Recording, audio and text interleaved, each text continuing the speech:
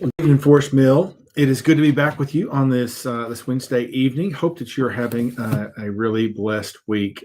I know that it's been um, for some of us had a few showers today, but that's just to be expected with the spring. We've also had some of the most beautiful weather over the past few days. Really thankful for that. Gotten a chance to get out and enjoy some of that.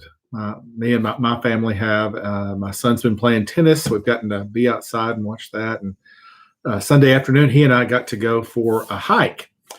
And our neighborhood where we live kind of backs up to Old Stone Fort. And at the back of our neighborhood, there is an old dirt road that leads into part of the park. And so we walked down our street ways and got onto that old dirt road and walked back. And it was an easy walk back there. We got to see some of the falls. And then we get back to where my son's trying to lead me, which is Grindstone Hollow. And I had never heard of it. I didn't know what it was.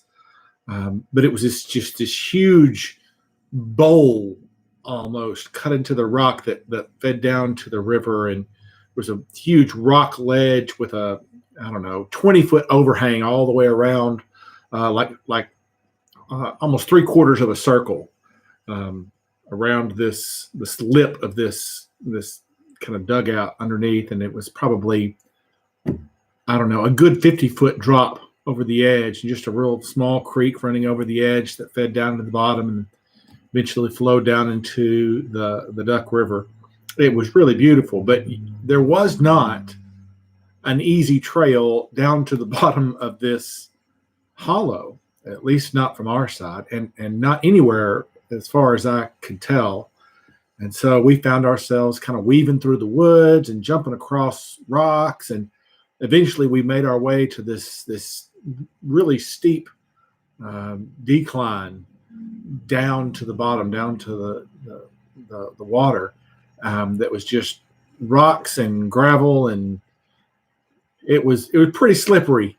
And I was pretty concerned for my own well-being because I'm not the most agile of people. I don't know if you're aware of that or not, but we made it to the bottom, and it was well worth the journey. And then we had to figure out how to get back up.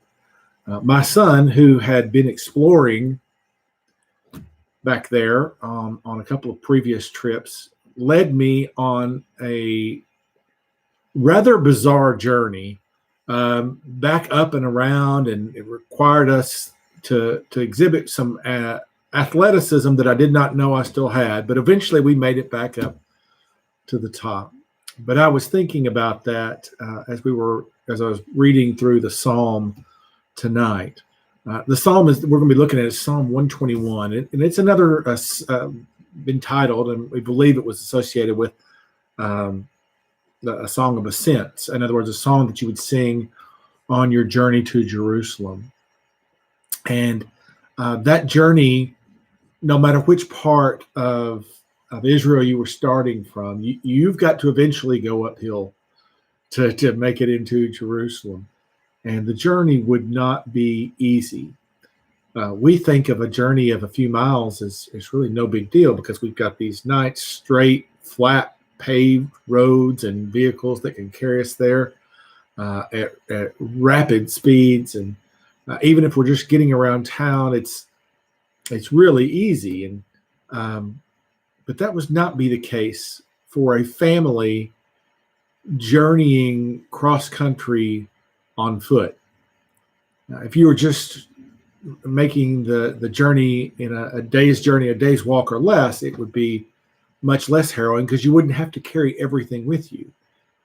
But imagine that you're making this trek to Jerusalem, and it takes a week or 2 weeks to get there.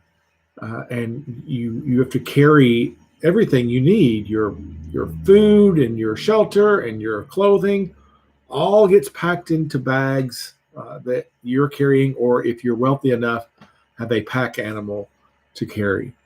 It would have been a rather treacherous journey. If you can't picture it, just imagine taking your family camping where everybody walks, right? It would be pretty arduous. I've gone on a couple of overnight hikes like that, and one of them was 4 days, and we had to carry everything in our bag. Jonathan was pretty young then, but he had to carry a 40 to 50 pound pack on his back every day, right? That would be hard. Now imagine doing that through the desert. Imagine that you're the father or the mother, or you're the responsible for this journey. And in that circumstance, this psalm makes a whole lot of sense. Again, we think it was associated with the journey to Jerusalem, Song of Ascents, and it's essentially a psalm of protection. The word keeps or watches over is translated differently at different points, is used 6 times. Various versions. One version is used like 3 times, but it's about asking for God's protection specifically on the journey. But it is tremendously relevant for you and I, because it's not limited to just a single journey, but rather it's phrased and worded in such a way that it can apply to you and I, whether we're traveling anywhere or not, whether we are in our homes trying to avoid some of the public contact still, or we are making our way to the food line to grab groceries. This psalm is really pertinent, really applicable to our circumstances. So we're going to start just by reading the first couple of verses. And I'll tell you that it looks like the way it's written, the first 2 verses are written in a first person point of view, I, me, my, and the rest of it is written in second person, you, yours, second person. So we think it might be a call and response type of psalm, like you have a leader who sings or chants the first couple of verses, and the group, the assembly, the gathering of fellow travelers would respond by singing or chanting the next 6 verses. So that's what it seems to be. We'll just look at the leader's part now, the first 2 verses. I lift up my eyes to the mountains. Where does my help come from? My help comes from the Lord, the maker of heaven and earth. I remember the first time I saw mountains. I grew up in East Texas, and I don't know if you've ever seen East Texas on the map, but it's pretty darn flat. We have some hills and some a little bit of terrain, but nothing like a mountain. And my first mountains that I ever saw were in the Ozarks of northwest Arkansas, and I thought they were spectacular. And then later, I will never forget my first glimpse of the Rocky Mountains, who made the Ozarks look like small foothills. It is overwhelming. It's daunting. And if you are on a journey by foot, it can really be intimidating. And so this leader, this worshiper, lifts up his eyes to the hills, lifts up his eyes to the mountains, and says, where does my help come from? Right? I've got to travel and face these mountains. Where does my help come from? My help comes from the Lord who made all of this. What a great reassurance that whatever obstacles, whatever difficulties, whatever struggles you and I are facing, that we are empowered by the God who made it all, the maker of heaven and earth. Instead of complaining about his situation, which is, again, many of ours, I'll just say my first inclination to think, oh, this is not fair for me. You know, if we had lived on the other side of these mountains like so-and-so does, our journey would be a lot easier. Or if we were wealthier, like so-and-so, we'd have had a couple of pack mules and I wouldn't be lugging all this stuff on my back. Or, if my wife were in better physical health, I wouldn't have to take care of her. It'd be so much easier if she were like so-and-so, or whatever might be running through your mind about how unfair your journey is. And we can certainly fall into that trap. If I just had more money in my bank account, or if I were just a little smarter, or if I'd just gotten the breaks that so-and-so got, or if I had just been born at this period in history, or, whatever circumstances you might wish to change, we can become really self-centered that way. It's all about poor me, woe is me. And rather than doing that, this traveler, this journeyman, lifts up his eyes and looks at the obstacles and said, my help comes from the one who made these. And that's where we need to begin, whatever our obstacles or difficulties might be, by lifting up our eyes to the maker of heaven and earth. All right. Now let's look at the response by the fellow worshipers. Verses 3 and 4. He will not let your foot slip. He who watches over you will not slumber. Indeed, he who watches over Israel will neither slumber nor sleep. He will not let your foot slip. When Jonathan and I were on this little hike, we were trying to get up a pretty steep hill, and discovered that most of it was crumbling shale.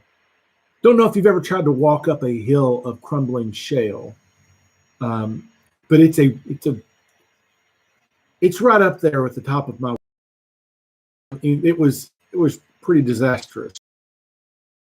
I mean, it was bad. This hill, and once I got up there, we walked for a way. Then my son said, okay, now's where we need to go down. I was like, go down? Buddy, I worked too hard to get up here. I'm not going back down that hill. I'm fixing to climb up the face of this cliff if I have to, but I'm not giving up this ground that I labored to get up in the first place. Right. So I imagine the people who are on this journey to Jerusalem walking rocky, craggy trails, where there's not a smooth place for your feet. And the danger of a turned ankle in the Judean wilderness, in the heat of midday, right? That turned ankle could become very serious very quickly. A broken or sprained ankle or foot would become rapidly a very serious situation. And so they're recounting to him, or reminding him, that the maker of heaven and earth will not let his foot slip, is a really strong reassurance that God is going to be with him on this journey, that God is watching over here. And notice that here in verses 3 and 4, and again in verse 5, that phrase is there. He watches over you. He who watches over Israel. In verse 5, it will say the Lord watches over you. In other words, that God is constantly vigilant. We're not going to slip his attention. Even when we sleep, right? And we are by nature cyclical creatures. We think about how our age in terms of cycles, how many times we've been around the sun, or we think about our daily routines, right? I get up, I do this, I go through the day, I do that, I get ready for bed, I do this again, and then, right, we go through these cycles, and sleep is an integral part of every reasonable human schedule. We have to power down. And if we don't, things can go horribly, horribly awry. We can, if not getting proper sleep, it affects our physical health. It affects our emotional health. It affects our mental health. All of those things depend upon regular slumber. So it would be tempting for us to think of God in the same terms. That there's times God is really paying close attention to us. There's times he's paying a little less close attention to us. And maybe there's times where he's not paying attention to us at all. That his watchfulness ebbs and flows like the tide. But these fellow worshipers remind him and remind us that our God does not sleep or slumber. He does not require the rest that you and I do. Even while we sleep, God watches over us because God never goes to sleep. You know, the Lord promised to watch over Abraham and Isaac and Jacob, and he promised to protect their descendants as well. And the 1 Peter 3:12, or the eyes of the Lord are on the righteous, and his ears are open to their cry. Right? God is constantly vigilant on all of creation, but especially attuned to the plight of his children. Even when we're going through really difficult times, we can rest assured God is still watching over us. And then in verses 5 and 6, we read a little bit further, the Lord watches over you, which is a reminder of what he's just said. But look what else he says. The Lord is your shade at your right hand. The sun will not harm you by day, nor the moon by night. God is not just watching from afar. You know, God's not just watching us through holy binoculars from heaven, as I sometimes like to envision the scenario. God is not watching us from a great distance, but rather so close as to provide actual help, like shade in the middle of the day. And then he talks about the sun will not harm you by day, and it's not hard for us to figure out what he means by that, right? Sunstroke, heat exhaustion, very real threats in that part of the world and that climate. And when you're out in it, as these pilgrims would have been, you can imagine that they understood the necessity of being protected from the sun. So God's protection from the sun, boy, that's really something we need. But how would the moon harm them at night? I was really curious about this because I've never heard of anybody getting moonstroke, right? Well, there was a couple of theories about what this could possibly be referring to. One is that once the sun went down and by turn the moon came up, temperatures would plummet, and that rapid change from extreme heat to very cool is hard on the body and can have some provide some real difficulties, exposure difficulties that they would have been aware of. But I thought an even better theory that might explain this is what the people in that part of the world believed about the moon. They believed that the moon and the cycles of the moon caused madness. It's where we get the word lunatic. You know, luna as in the moon, and the Greek word together, lunatic, implies that the moon is literally in Greek moonstruck, driven crazy by the moon, it just unable to retain faculties. So here you are walking out in the broad wide open, and you're just sleeping under the moon, and you might fear, what if this affects my thinking? What if I lose my faculties? What if my sanity starts to ebb away? Well, the sun will not harm you by day, nor the moon by night. In addition, remember that they lived by a lunar calendar, and so just referring to day and night could have been a little literal day and night, but it could also be referring to the cycle of living, um, day in and day out, week in and week out, month in and month out, year in and year out. The Lord is continually watching, right? From the rising of every sun to the setting of every sun, the arrival of the rising of every moon, the setting of every moon, over and over and over, that God continually watches over and protects um, his people. And then finally, in verses 7 and 8, the Lord will keep you from all harm. And you may, if you're following along in a different translation, from all evil. He will watch over your life. The Lord will watch over your coming and going, both now and forevermore. So the Lord will keep you literally from all evil, and the NIV translates it here, harm, because you have to do a little bit of reading between the lines. The implication here is that there is, when it keeps you from all evil, it's not that the Lord keeps you from ever doing anything evil, but rather he keeps the evil that's attempting to thwart his will not overpower you. That God is keeping you from that harm. That the power of evil will not overpower you. Right? He will watch over your life. And then he talks about the Lord will watch over your coming and going.